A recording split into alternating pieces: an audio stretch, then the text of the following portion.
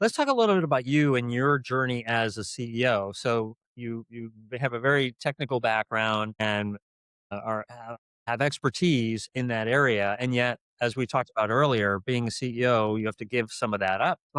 Talk to us about some of the challenges either you went through or you see other CEOs going through, and expanding their capabilities in order to focus on growing a company as opposed to doing what they're best at. Yes, I would say that I think you would hesitate in areas where you feel like you don't have the expertise that somebody else can tell you what to do, right? So we've had situations where advisors or investors would be like, hey, you need to have this kind of a sales team, otherwise you're not going to be successful. And we did hire and then had to let go of a couple of people where we said, no, actually, you know what? Somebody just coming in, an SDR coming in with a general selling background, if they cannot ramp up or if they haven't done deeply technical sales, is just not going to work. And that's something where I guess I wish we had more conviction around saying that, no, we're going to stick to like our model and see that through. But just because you feel like, okay, there are people that have maybe done this at scale or helped other companies, you're a little more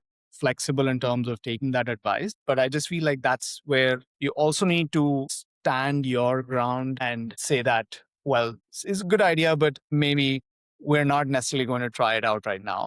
Yeah. Yes. Because then Yes. it is a long and difficult process then to say that you tried building something and you have to let go of people and all of that, right?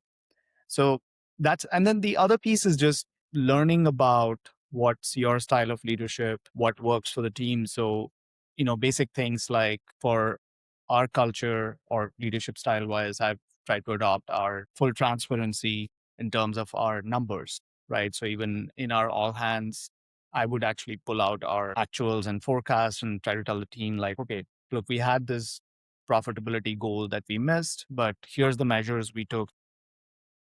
So just because that's sort of a norm, you don't have to really take it. And being comfortable, again, it goes back to that of like build your own playbook or set of Yes. lists. And you don't really have to go read two books to say how was these great companies built and just try to replicate that. That's right. That's right.